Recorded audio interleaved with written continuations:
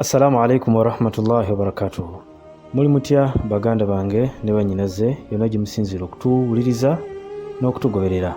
Olwaleero mukkirize twejjukanye ku dduwa egatta ebirungi by'oku nsi kuno byonna n'ebirungi by'oku lunaku olw'enkomerero. Ekiruubirirwa ky'omukkiriza yenna kwe kulaba nti afuna obulamu obulungi kuno ku nsi ne ku lunaku olw'enkomerero. Gw'awuliriza kya buvunaanyizibwa nnyo okuba nti osaba Katonda wo akuwa obulamu obulungi kuno ku nsi n'obulamu obulungi ku lunaku olw'enkomerero. Era ffenna kyekiruubirirwa kyaffe kufuna bulamu bulungi ate tufune n'obulungi ku lunaku olw'enkomerero. Yedduwa eno gye nzije naye olunaku olwaleero nga kyandibadde kikulu nnyo buli muntu yenna okuba nti buli lunaku teruziba ng'okuggyako nga asomye edduwa eno. Edduwa eno yagira mu Qur'ani y'ekitiibwa aya ey'ebibirimu mu Suratul Baqara nga ye ssuura ey'okubiri mu Qur'ani y'ekitiibwa. Allah atugamba mu Qur'ani, وَمِنْهُمْ مَنْ يَقُولُ رَبَّنَا آتِنَا فِي الدُّنْيَا حَسَنَةً وَفِي الْآخِرَةِ حَسَنَةً وَقِنَا عَذَابَ النَّارِ.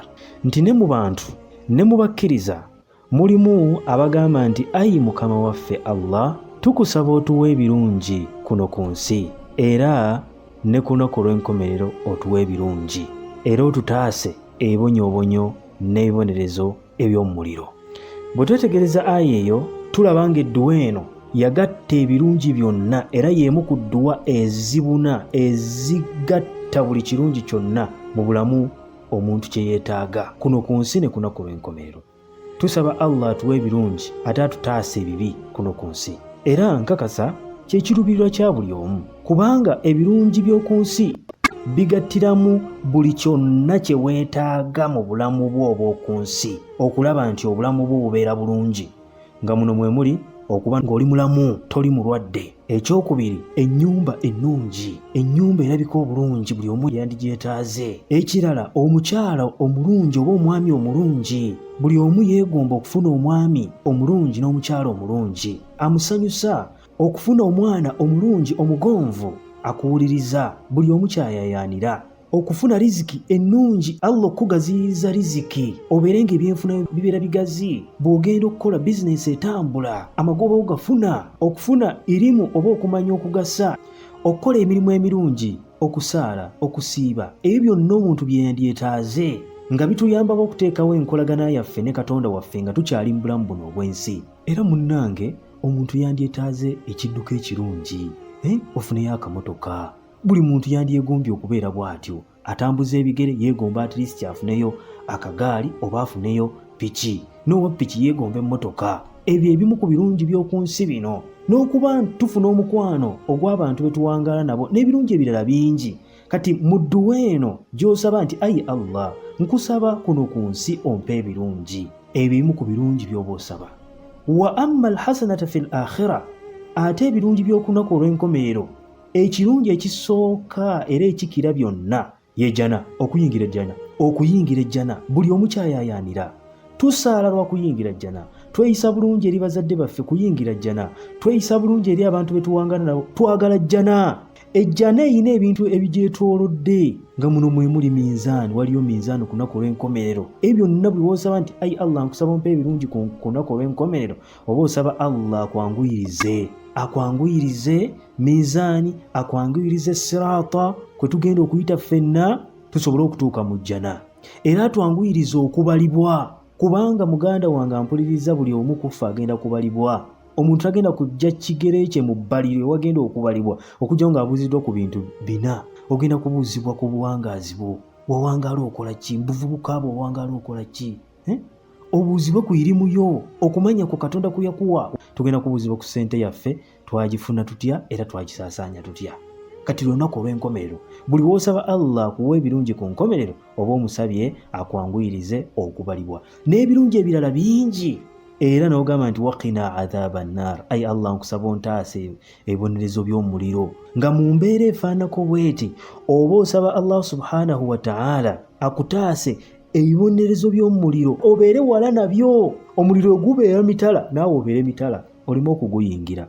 Naye muganda wange ampuliriza kimanye nti okuwona omuliro guno fahuwa yaqtadi taysira asbabuhu fi dunya. Bwe tuba tusaba Allah tutaase ebibonerezo by'omuliro, tuba tusaba Allah tutaase ensonga zonna eziyinza tuyingiza omuliro kuno ku nsi nga tuzikoze n'emirimu gyonna, nti bubbi bulyaye bulyazaamaanya bwenzi. Kale wano tuba tusaba Allah tutaase ebibonerezo by'omuliro, wakati mu kututaasa atwanguyirize tusobole okuleka n'okuva ku bintu n'ensonga zonna ebiyinza otuviirako okuyingira omuliro, nga tuleka ebyo Allah byeyagaana ne tuleka ebyo byonna Allah subhanahu wa ta'ala bye yatuziyiza. Kale nno muganda wange ampuliriza, Nabbi sallallahu alayhi wasallam edduwa eno yagisabisanga nnyo, era mu hadithi emu ya Anas bin Malik, Anas atugamba nti kaana nabbi sallallahu alayhi wasallam yaqul, nabbi yagambanga nnyo entakera, yaddingananga nnyo edduwa eno ng'agamba nti Allahumma rabbana, ayi Allah omulezi waffe, atina fi dunya hasanatan, tuwe kuno ku nsi ebirungi, wa fil akhirati hasanatan, ne ku lunaku lw'enkomerero tuwe ebirungi, waqina adhaban nar, era ottaase ebibonerezo by'omuliro. Eno yedduwa nabbi gye yasinga okusabisa nayo. Kale nno tuyitirize nnyo okusaba Allah nga tukozesa edduwa eno. Tugenda mmaliriza n'ebigambo bino naye birimu engeri y'ekyafaayo oba kasitoori ak'enjawulo. Omusajja omu amanyiddwa nga Abdussalam bin Shaddad, nga yali amanyiddwa nnyo nga Aba Talut, ye bamukazaako taata wa Talut, agamba nti kuntu inda Anas bin Malik, lumu nali mu nnyumba ya Anas bin Malik nga tuli ffenna, waliwo n'abalala baaliwo mwalimu omusajja eyayitibwanga Thabit. Thabit n'agamba Anas bin Malik nti inna ikhwanak yuhibbuna an tad'u lahum, nti mazima ddala baganda bo basiraamu bano bakkiriza banno bano baagala nnyo basabire. Jjukira nti Anas yawangaalira nnyo mu nnyumba ya Nabbi sallallahu alaihi wasallam kuviira ddala mu buto bwe, kubanga yatwalibwayo maama we nga muto. Kati Thabit agamba Anas bin Malik nti mazima ddala baganda bo baagala nnyo okubasabira basabire. Anas n'agamba Allahumma atina fi dunya hasanatan wa fil akhirati hasanatan wa qina adhaban nar. N'asoma edduwa eyo gye tuli mu kutunulako, ne banyumya okumala essaawa nnamba. Ekiseera kyatuuka hatta idha aradu alqiyam, baayagala okusituka bagende.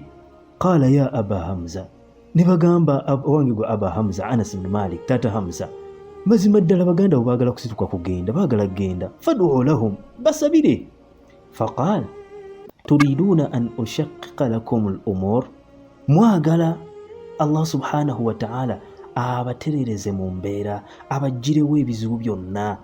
N'abagamba nti idha ataakum Allahu fi dunya hasanatan, bwe mba mwagala Allah abaterereze mu mbeera, abanguyize embeera, kigenda kubaawo ddi nga Allah abawadde ebirungi kuno ku nsi, n'abawana ebirungi ku lunaku lw'enkomerero, wa waqaakum adhaaba nnaari, n'abaziyiza n'ebibonerezo by'omuliro, faqad ataakumul khayra kullahu, mazima ddala Allah waakuwa ebyo, n'akuwa ebirungi ku nsi ne ku lunaku olw'enkomerero, n'akutaasa n'omuliro, abaakuwadde ebirungi byonna. Tuyitirize nnyo okusaba edduwa eyo. Nange nkomekereza ebigambo bino ngamba nti Allahumma rabbana atina fi dunya hasanatan wa fil akhirati hasanatan wa qina adhaban nar.